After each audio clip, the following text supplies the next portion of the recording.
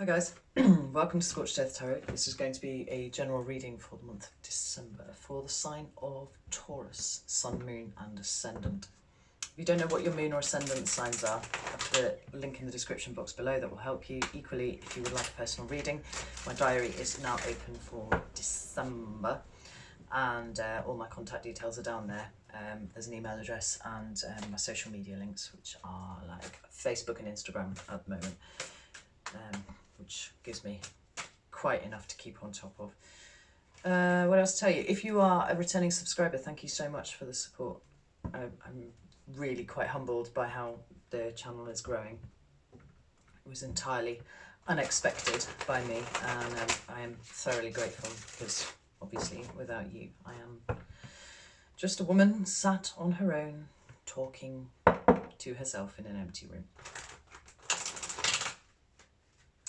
If you're new to the channel, I hope you find something here for you. And I would love it if you would consider subscribing also.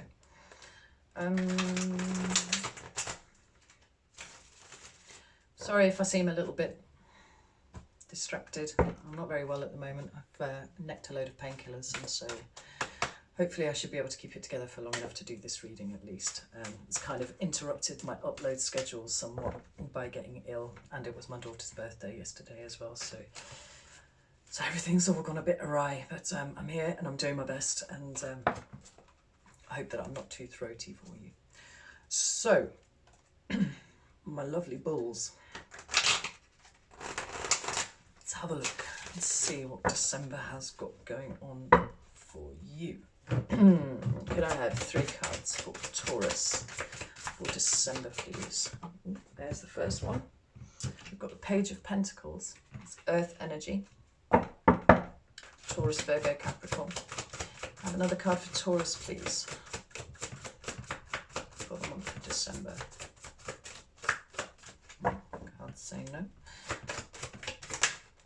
Oh, got the Chariot. That's the card of Cancer in the Major Arcana. Nice. Talks about moving forwards very decisively. I like it. Have another card for Taurus, please, for the month of December. It's the one. Ooh, even more movement. Knight of Swords. Like it. White horses everywhere. On the bottom of the deck, we've got the 5 of Swords. We'll get to that. We'll see what that's all about. I think I will use the Crow Tarot to clarify.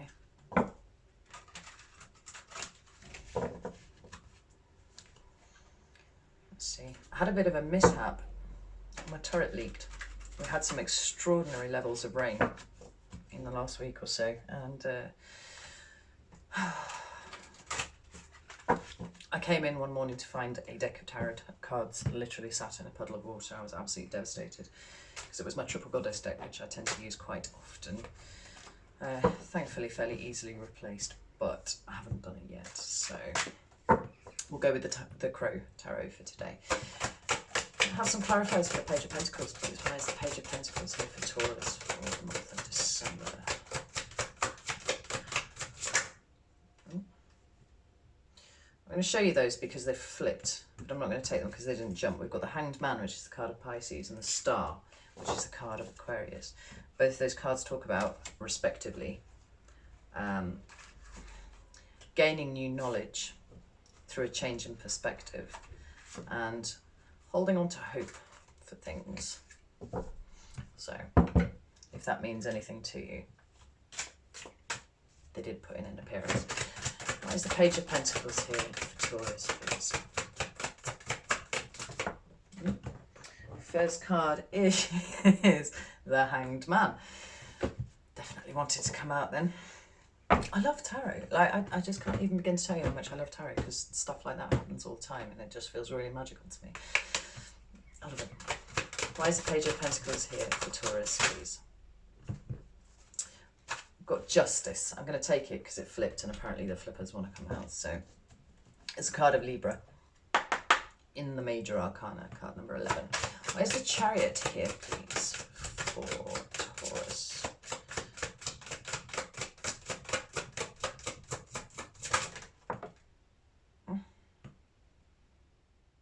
Let's see. Okay, I'll take those.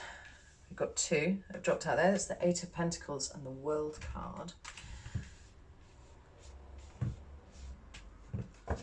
Interesting.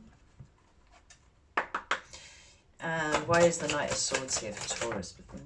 There's the got Page of Swords. Why is the Knight of Swords here for Taurus?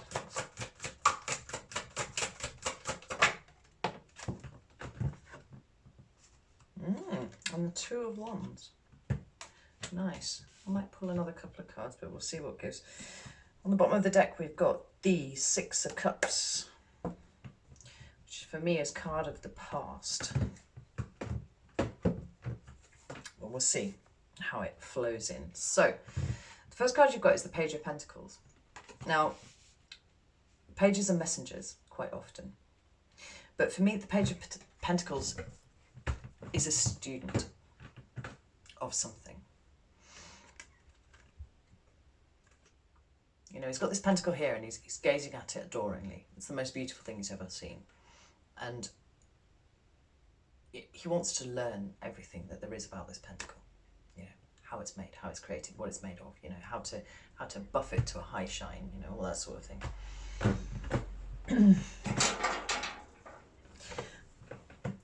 But also,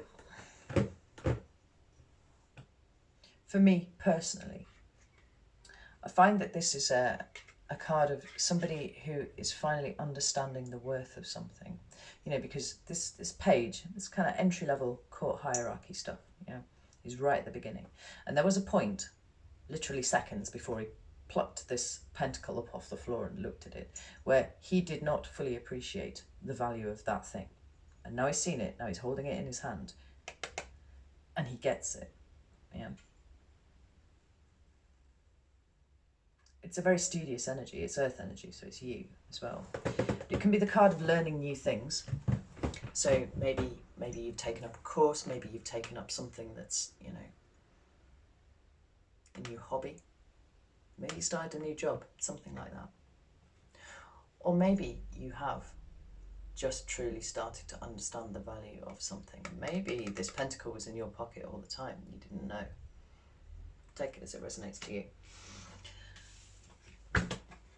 But it's underpinned by two major arcana. So this is kind of a big deal. Whatever this realization is that you've had, this newfound value that you see in something, which I feel, as I've said it, I feel like it is something that you have had access to. Maybe this is, you know, a group of friends, a friendship, you know.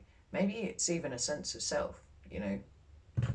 You have been with yourself for a long time. You are finally starting to understand the value of yourself to other people and prize it as you should. Underpinned by two major energies, right? So the major arcana always talk about big things that are going on around you. The pip cards and the court cards, you know, it's the day-to-day stuff, it's the day-to-day people, you know. The other thing that this talks about is starting low, you know, starting at the beginning of something to learn something new. Maybe you are only just, you know, embarking on a voyage of discovery about yourself. You know, maybe you've got to, like, you know, your 20s or your 30s or your 40s or your 50s, and you're only just starting to really appreciate yourself. That's possible. Or maybe you're learning a new skill. But these two energies here are Pisces and Libra, respectively. Now, the Hanged Man is based on the legend of Odin, you know, hanging himself upside down on the Tree of Knowledge to see the world from a different perspective, right? He gained wisdom, not by, you know, the Tree of Knowledge telling him anything particularly interesting, but by flipping his view of the world and starting to see things differently. And to that end, I feel like it fits really, really well with the Page of Pentacles, because the Page of Pentacles is starting on a new path of discovery, you know, of learning about oneself, potentially, about situations, about human interaction, maybe about your job, who knows. But the Hanged Man is also the most passive card in the deck, and it's voluntarily so, You know, he very willingly put himself on the tree of knowledge to gain this new wisdom.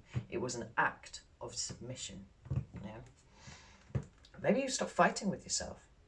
You know, maybe you've spent a long time telling yourself how awful you were, because that's what we do, those little internal voices chittering away at us. And now you're kind of flipping yourself upside down, actually going, well, no, I'm actually quite a valuable human being. That's possible.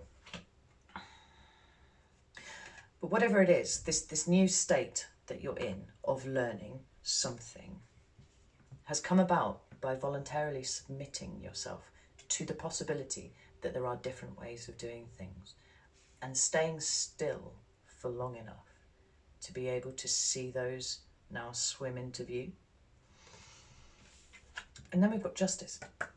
Justice for me, like, it can talk about legal contracts, it can talk about, you know, like divorce court cases, you know, the signing of contracts, the taking on of any kind of legal business. But for me, because it's major arcana, I feel like it's more than that. You know, we're talking about notions of karma, we're talking about truth and proper natural justice, natural law, you know, everything being held in balance. So this is possibly you achieving a new balance in your life, in yourself, in your soul, by seeing the world from a slightly different perspective than you have done before. Or you are potentially righting wrongs that have occurred because you now see things from a different point of view.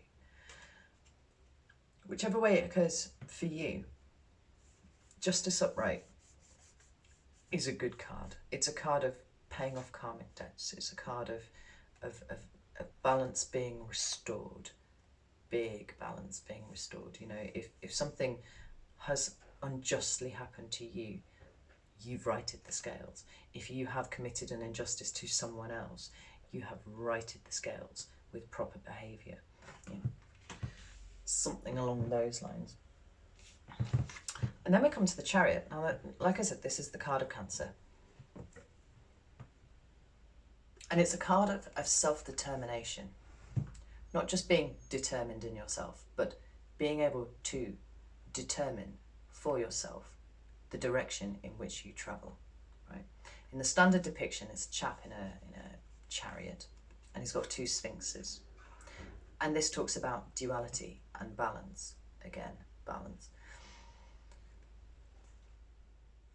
But the charioteer is never depicted as having any reins, and that is because he controls the beast with the power of his own mind. You know, it's self-discipline. It's everything about the self. You know, it's all.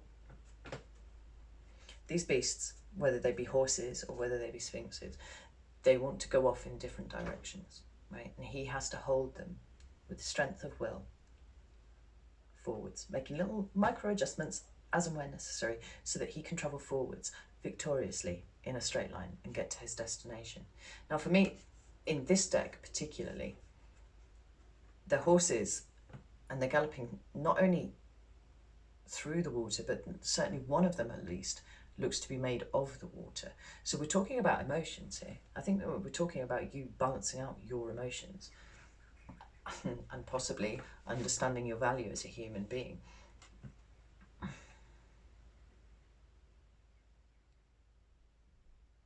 And being in control of your emotions in a way that perhaps you haven't been before.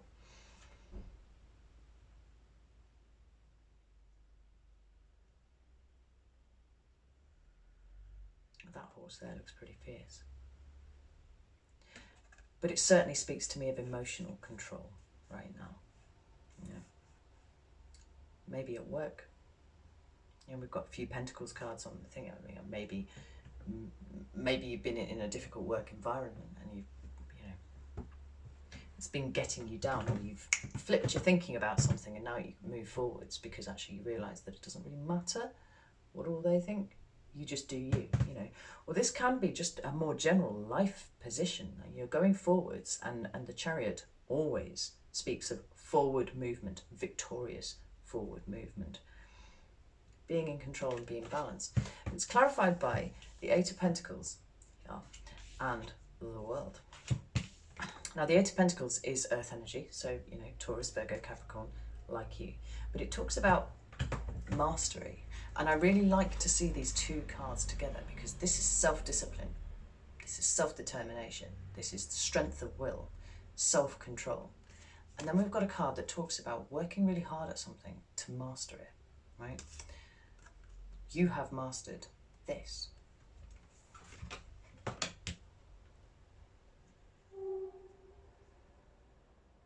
While the crows here are off flying about and just kind of doing their thing, this one here, again, understands the value of the pentacle that he is creating, just as the page now understands the value. And is quite happy to sit there and peck away, becoming better and better at producing those pentacles. Now, take the pentacles as they resonate to you. I mean, there could be a broad interpretation of just your approach to life, possibly. Or it could be something specific. It could be your job. It could be your relationship. It could be your relationship with yourself. Take it as it applies.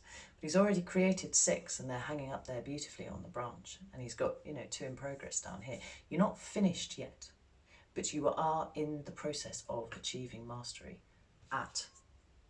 of possibly yourself, but certainly of a situation. And then we've got the World. Now the World card has got the 4 fixed signs and you're one of them. So we've got Taurus up in the corner here. We've got the Water Bearer, which is Aquarius. Leo and Scorpio down there. So it's possible that you're dealing with one of these signs. That's the thing. But I feel like it's you. Because I think what this is saying is that you have leveled up. If you haven't quite leveled up, you're nearly there. Because the World is the last card of the Major Arcana, right? It talks about, the Major Arcana runs from the Fool right the way through, which is numbered 0, right the way through to 21, which is the World. And the idea is that the Fool is traversing through this journey, learning all the lessons of all the Major Arcana right the way through. And when he gets up here, he has mastered a life lesson. Mastered, see, I'm using that word again. Mastered a life lesson. And the next step from the World is the Fool. And the idea is that you're constantly leveling up, you're constantly evolving, you know, because once you get up to here, you've learned that lesson, you've got it, it's under your belt. You start again with something new, learning something new, learning something deeper. But with the addition of all the knowledge that you've built up in the previous cycle. You're coming to the end of a cycle, Taurus, and it's something, it feels like it's probably been quite revelatory, actually, because there were a lot of Major Arcana here, and the Hanged Man, Justice, and the World, and the Chariot. You know, like, these are strong energies. The strong energies of self. You know, this isn't about working with other people. This is about you mastering yourself and your approach to something, and it's commendable. But it's victory. And you note we've got the lemniscates going here, the victory sign, infinity signs. You know, the laurel wreath is victory, but these here speak of the never-ending process of lesson learning. You know, because you will always get to, well, you know, what immediately follows an end is always a beginning. That's where you're going, forwards and backwards, forwards and backwards. So whatever it is that you're mastering, and there is definitely an emotional component to this, and I feel like it's very much self-driven, you're leveling up as a result of it. And then we've got the Knight of Swords. And the Knight of Swords, as well as being another white horse, which I like, because white horses are about truth and purity, you know, all that kind of thing. The Knight of Swords is the fastest knight in the deck. You know, he's almost a little too fast sometimes. I think that this horse looks like slightly panicked by how fast they're moving. But the Knight of Swords has got his sword up in the air, and he is travelling very fast, with truth, with honour, with integrity, to deliver a message, possibly, to just be moving, also, possibly. But it talks about communication, it talks about words, it talks about that sort of thing. And it's clarified by these two cards here. We've got the Page of Swords, like another swords card, another court swords card, another card of movement, and the Two of Wands.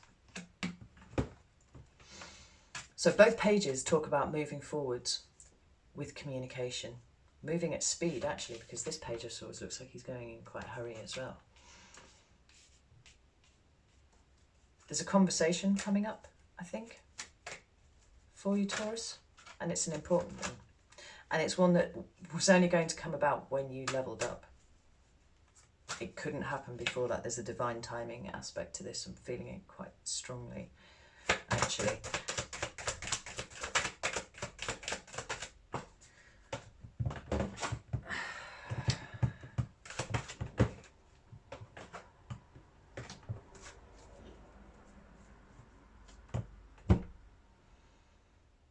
I'm going to pull you back to the shadow cards just before I show you these ones here, because I've just remembered that they're a thing and I should tell you about them. So if you recall, we had the Six of Cups and we had the Five of Swords. And the Six of Cups, as I said, was my past card. Like quite often it's a soulmate. I see, you know, it's past lives, that kind of thing. But it's historic. It's been and gone and past. And then we've got the Five of Swords down here. And the Five of Swords is crappy behaviour by someone. Right? It's someone who will say anything to win. It's someone who will do anything to win. You know, these two characters here have put down their swords and they've walked away because whatever benefit there was in trying to fight with this person here holding these swords, it's totally outweighed by what they will lose if they continue to do it. This, I think, is a past relationship that you have experienced, right there. And I think that the Justice card being where it is, I think part of that is you mastering the lesson that was contained in this past relationship. I feel that very, very strongly. And then we've got this communication and planning. Because the Two of Wands is fire element, obviously. So it's sparky and it's passionate and it's creative, but it's being at a crossroads. So you notice there's a globe at the top there. There are two crows here. I don't think so. This is the planning stage and the crossroads stage, because at some point you hit a point and you have to pick a path. You have to decide which way you're going. And these crows are here. This is where we're at. This is a conversation that is going to occur at your crossroads. And the two cards that we've got that have come out to clarify are the Three of Pentacles and the King of Wands. Now, the Three of Pentacles is earth energy, obviously, but it talks about working together with someone else to create something really solid, yeah, that will last for 1,000 years. I always think of Durham Cathedral when I see that. For some reason, I don't think there's anything even remotely like that at Durham Cathedral, but it's a Gothic cathedral and it's close, so I think about that. But then we've got the King of Wands. The King of Wands is fire energy. It's Aries, Leo, Sagittarius. It's the pinnacle of the suit. It doesn't have to be a man. It can be a woman. The tarot gender's not relevant with the tarot because we're talking about the energetic presentation. So this dude, he's confident. He's got good self-esteem. He's presenting in the upright, so he's a bit of a go-getter, dynamic. If he's in the room, you'll know. All of these cards together are suggesting to me that you are about to have a conversation, quite an important conversation, with somebody who's wanting to build with you. And it's this King of Wands, you know. Aries, Leo, Sagittarian, male or female, doesn't matter. Now, this could be a romantic relationship, but it doesn't have to be. It could be a working relationship. It could be some sort of, you know, work partnership. It could be anything like that. But whatever it is, it's important, and you're about to hit that crossroads. Now, the reason that I think all of these cards have come out before, you know, before we get to this point, to explain what's happened, is that I genuinely think, you know, even before I pulled these two cards out, I said that I think that this conversation that was going on couldn't happen until you'd leveled up. Here you are, you've leveled up, and here's this conversation, here's this person that wants to work with you to build something. You know, maybe it's a work project, maybe it's a relationship. Take it as it resonates to you. But the fact that the Chariot came out, and it's this version of the Chariot with all the water, you know, we've got justice, and we've got changing perspectives, and we're working really hard on yourself and leveling up. And bingo, here we've got communication, we've got planning, we've got these two crows nestling together with the world at the top.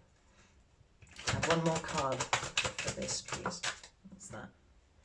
The Devil. Ah, okay. Ooh, whoops. I think you're slightly worried about this. Right, this is the card of Capricorn, so there might be a Capricorn involved somewhere. And lots of the things that are associated with the Devil have their root in fear, right? You see there are two people here, and you know, it's about being afraid, because it talks of bondage, and it talks of slavery, and it talks of toxicity and addiction and abuse and all of these things, but all of those things have a root in fear, right? So if you are addicted to something, you fear giving it up because you just don't think that your life can be worth living without this thing in it, you know. And even if you really, really want to give up, you're afraid of how much it might hurt when you give it up, and you're afraid of your life being empty afterwards, you know. If you're in an abusive situation, you're afraid of leaving because you don't know how you will cope outside of, you know, where you are. It's fear, it's all fear. And it's come up with the Two of Swords reversed. And the Two of Swords is about needing to make a decision, but refusing to make that decision. That's how I interpret this anyway, because she's got her back to the water and she's got her back to the moon. And both of those things talk about feelings and emotions and intuitions. Like, it's come out that way up. I think the prospect of working with this King of Wands is actually, you know, working, whichever way it resonates with you, is something that excites you a lot, but something that equally terrifies you. And I think it terrifies you because you've done so much work on yourself. You've done so much fixing of yourself, you know, after this situation. The card that's literally underneath there is the Nine of Swords. You know, this insomnia is being kept up at night. You know, you kind of had a job done on you by this previous relationship. You've put in so much effort to yourself, to your circumstances. You've changed your perspective. You've balanced yourself out. You've got that balance a lot, you know, and you're making great strides forwards, leveled up, and now you're afraid. You're afraid that you might get dragged back to where you were.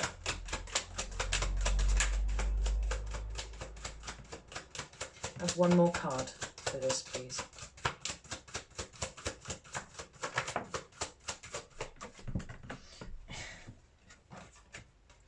Yeah, I've got the Nine of Swords has just come up again.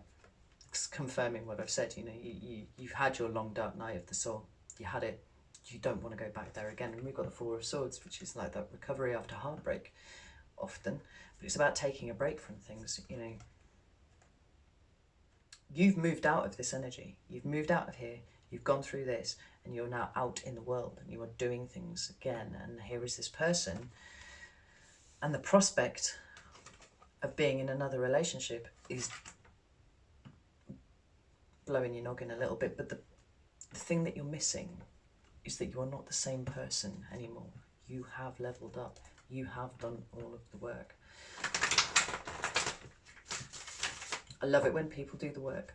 I can't tell you how much better the world would be if everybody just took stock of who they were and what they were doing, fixed the broken bits. Can I have some advice for Taurus, please? Well, I'm not taking those because that was freaking 4,000 cards. But I did notice that the Fool has flipped in there. The Fool being the card of new starts. Yes, we've got a lot of You're mentally splurging. I'm just going to show you what these cards are because it's really funny that they've come out. We've got the Seven of Wands, which is feeling defensive. Notice that his feet are in the water. He's defending his emotions right there. We've got the Hermit, which is the card of Virgo. This is somebody going within and, you know, deep introspection. We've got the Five of Swords. Again, this fear of being, you know, being stuck with a person who puts you in this position. But then we've got the Queen of Cups. Like, you really want this. It's fear that's holding you back from it. So there you go. And I have some cards of advice for Taurus, please, for December.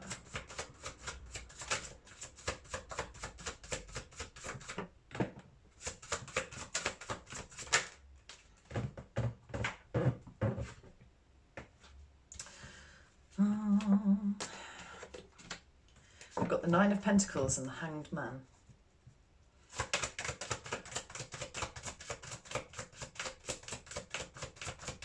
And I'll tell you why I like the fact that those two have come out in a second. Could I have one more card for Taurus, please? Oh. They're all thoroughly fitting. So we've got the Nine of Pentacles, we've got the Hanged Man, and we've got the Eight of Swords, right? The Nine of Pentacles says to me, right, this is a card of independence. It's a card of self-sufficiency. You know, it's another card of self. This card is saying, be, oh, I've promptly lost the word that I was looking for. How embarrassing. Don't be afraid of the fact that you might lose your, you know, it's not about your single status. There you go. Thank you. It's not about your single status. It is possible to be independent. It is possible to be self-sufficient. It is possible to be the ruler of your own, you know, emotional state, even when you are with someone else. You know, you are not diminished by losing your singlehood. You know, your autonomy should not be compromised losing your singlehood. You know, you are still capable of being this person within a relationship. And we've got the Hanged Man again. It's the second time it's come out. Like, you've changed your perspective once. Know that you can keep changing your perspective, because you can keep accumulating wisdom that way, you know, right? So the relationship didn't work out and it was painful and it was hard. And you had to take yourself away and do the work on yourself, and you leveled up. But that does not mean that you now have to stay like this forever. Notice there are two people in this card. Like, in the Llewellyn deck, it's one of the only ones where the Nine of Pentacles has another human depicted in it. You know, it is possible for you to be this woman here and still be in a relationship. It's time to change your perspective. Again, lose the fear.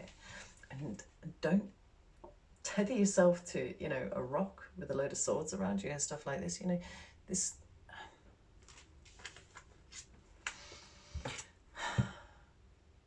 woman standing here is bound. You know, she's got these 8 swords around her. This is a card of self-sabotage. This is a card of feeling trapped in your own mind, right? But for me, the most important part of this is that she's tied with something green. It's not rope, it's strips of material. And for me, green is love, right?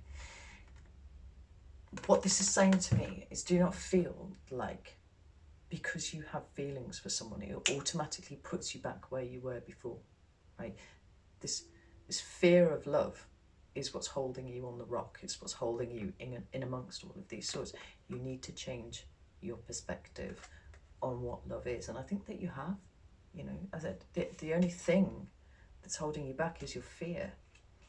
But you know what? You got through it before and you learned so much, and you can get through it again. And at the bottom of the deck, we've got the Ten of Pentacles, immediately followed by the Fool. You know, the Ten of Pentacles is about, it's about a stable commitment.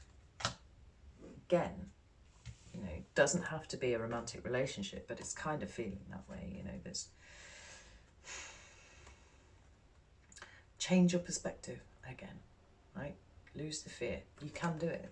You can do it. You have done it. Yeah? You've done it once. You can do it again.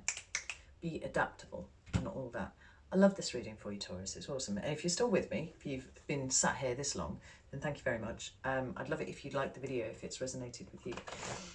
Or leave a comment or something, you know, just do all that shiny YouTube stuff, subscribe and all that.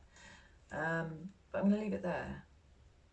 Yes. And I will see you for the December mid-month.